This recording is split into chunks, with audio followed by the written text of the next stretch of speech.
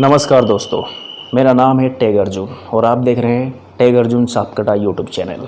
दोस्तों, रामायण में बहुत सारे प्रसंग हैं जो हमें जीवन, धर्म और न्याय की सीख देते हैं, लेकिन एक ऐसा प्रसंग है जिस पर आज तक बहस होती है।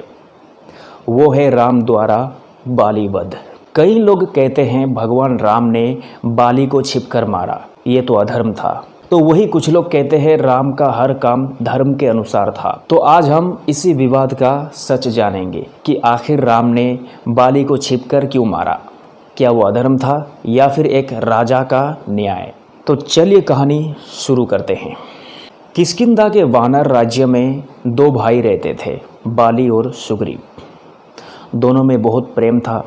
बाली बड़ा भाई था और राज सिंहासन पर बैठा था। एक दिन एक मायावी राक्षस ने बाली को युद्ध के लिए ललकारा। बाली और सुग्रीव दोनों उस राक्षस के पीछे गए।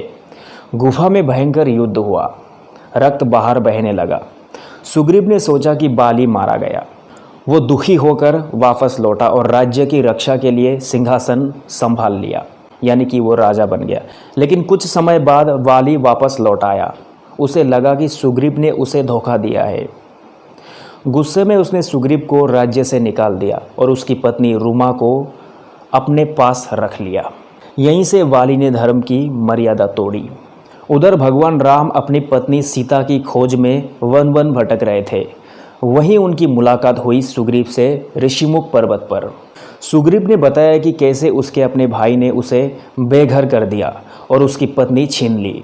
राम ने कहा, मैं तुम्हारा मित्र बनता हूँ, मैं तुम्हारा राज्य वापस दिलाऊंगा, बस तुम मेरी सहायता करना सीता को ढूंढने में।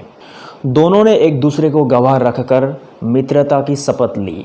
सुग्रीव ने राम के साथ मिलकर बाली को युद्ध के लिए ललकारा, पर जब युद्ध हुआ बाली की शक्ति देखकर सुग्रीव डर गया और भाग गया। क्योंकि दोनों भाई एक जैसे दिखते थे, इसलिए राम को पहचान नहीं हुआ कि कौन बाली है और कौन सुग्रीव। फिर राम ने कहा, अगली बार मैं तुझे पहचानने के लिए कोई निशान दे दूंगा। दूसरे युद्ध में सुग्रीव ने गले में एक माला पहन ली। अब राम को पहचान आसान थी। जैसे ही युद्ध शुरू हुआ, बाली ने सुग्रीव को फिर से हरा दिया। उसी क्षण राम ने पेड़ के पीछे से तीर चलाया और वो सीधे बाली के हृदय में जा लगा। बाली गिर पड़ा। उसकी पत्नी तारा दौड़ती हुई आई और बाली ने क्रोध में राम से कहा, आप तो धर्मात्मा है, फिर आपने मुझे छिपकर क्यों मारा। श्री राम ने शांत स्वर में उत्तर दिया, हे बाली, तुमने अपने ही भाई की पत्नी को छीन लिया, जो अधर्म का सबसे बड़ा उदाहरण है। मैं एक राजा हूँ और राजा का धर्म है दुष्टों को दंड देना, चाहे वे किसी भी रूप में हो।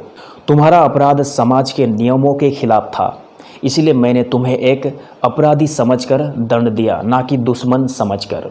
फिर राम ने कहा, धर्म का अर्थ केवल युद्ध नहीं होता, धर्म का अर्थ है न्याय। बाली ने राम की बात सुनी और फिर विनम्रता से कहा, अब मैं समझ गया कि आपने जो किया वो धर्म था। मेरा अभिमान ही मेरा विनाश बना। मरते समय बाली ने अपने पुत्र अंगद को राम और सुग्रीव की सेवा में सौंप दिया। दोस्तों, रामायण का ये प्रसंग हमें एक बड़ी सीख देता है। कभी कभी धर्म की रक्षा के लिए नियमों को तोड़ना भी धर्म ही होता है। न्याय का स्वरूप परिस्थिति के अनुसार बदलता है।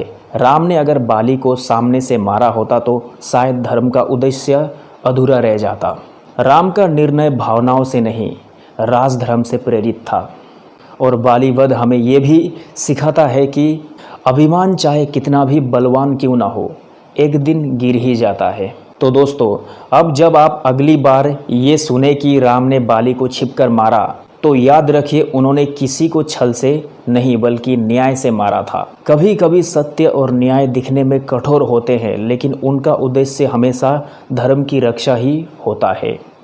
अब बताइए, आपके अनुसार राम का ये निर्णय सही था या गलत? कमेंट में ज़रूर बताना। जय श्री राम।